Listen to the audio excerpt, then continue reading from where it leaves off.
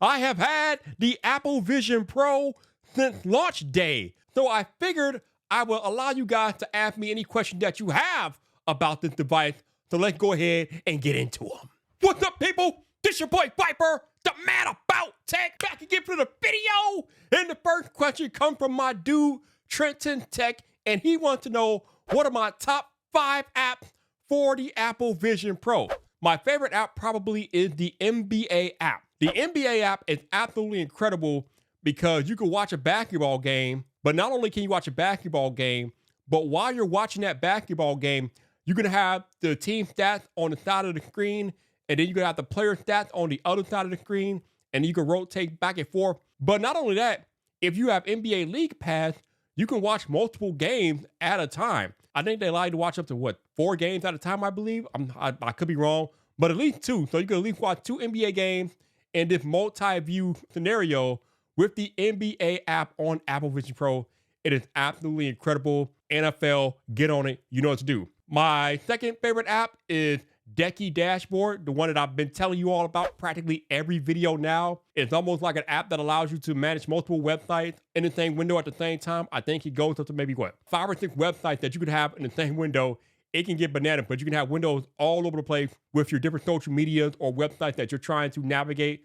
It gets crazy, but Decky Dashboard is legit. Third favorite is Juno, which is a YouTube app. Unfortunately, we don't have a native YouTube app available on Apple Vision Pro yet, but Juno definitely takes the cake. It's a nice YouTube player and allows you to watch YouTube videos. The only thing is that you can't really comment on live streams, and the way that you comment on videos is kind of janky, but the developer is always adding updates to Juno, and it is, in my opinion, the best YouTube app on Vision Pro right now.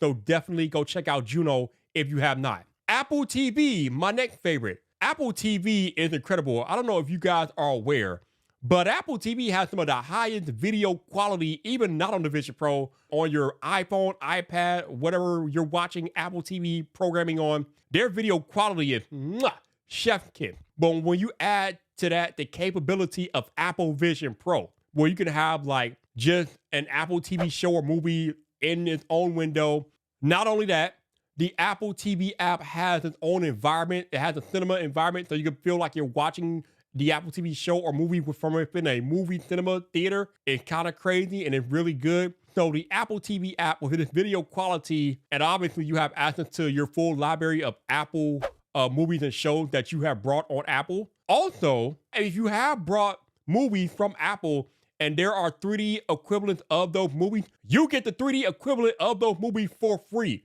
So I got about 6 or 7 movies that I have in my library that have 3D equivalents to them, and I got access to those for free from Apple.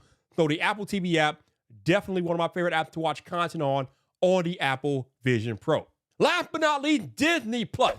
Disney Plus is fun because, again, it gives you a lot of access to 3D content on Disney Plus. But one of the cooler aspects of the Disney Plus app that I enjoy are the environments. And I've talked about these before. You can watch a movie from the top of Avengers Tower. You can watch from a theater in Tatooine in a Star Wars environment. You even have access to the Scare Lab environment from Monsters Inc., I think it's called, whatever, and just different things like that. Or you can watch content from Disney Theater. So just the Disney environments and their 3D collection alone make the Disney app a must-have if you have the Apple Vision Pro. Stop! Yes, I'm talking to you. You're probably watching this video and you're not subscribed to the channel. And you know how I know you're not subscribed? Because only 11% of y'all are subscribed to the channel according to my numbers. So if you want some more of this Apple goodness, and I know you do, go down there, hit that subscribe button. It's the white button. It's probably glowing right now if you have an iPhone or an iPad, so you can join the man about tech. Question 2 comes from Ayahai. I think that's how I pronounce that. If I'm butchering it, I apologize. And they're asking, do you see glare from the lenses when trying to watch a movie in the dark? It's so distracting on mine. Absolutely. I think a lot of us have talked about this in different videos. I know I talked about it before, but if you're watching in a darker environment, there is a glare in your lenses when you're watching with the Apple Vision Pro. Unfortunately, I think this is just a limitation of the hardware. There's really no way to get around it. Actually, no, I take that back. There's a little bit of a way to get around it. If you put yourself in a bright environment, then that glare will be reduced. It doesn't totally go away, but it will be reduced. But if you are watching in a darker environment, you will see the glare, and it's almost like when you're scrolling a site like Twitter, the glare just grows. You can see the reflection of the scroll. It's not a deal breaker, but it's something that I notice every time, and it's unfortunate, but this is what we have. Next question comes from iAddiction763, and they're asking, how's the movie watching experience? Do you find yourself reaching for the Vision Pro when you want to enjoy a movie, or do you find yourself just watching on the TV? I'm gonna be completely honest with you. I don't think I've turned my TV on since I've gotten the Apple Vision Pro. Actually, no, I take that back. I turned the TV on because I wanted to play the Final Fantasy VII Rebirth demo. So I turned my TV on to play that. Even though I can play that on my Vision Pro if I want to go through the hoops I gotta jump through to do that, I could do that, but I didn't feel like jumping through those hoops, so I did turn my TV on for that.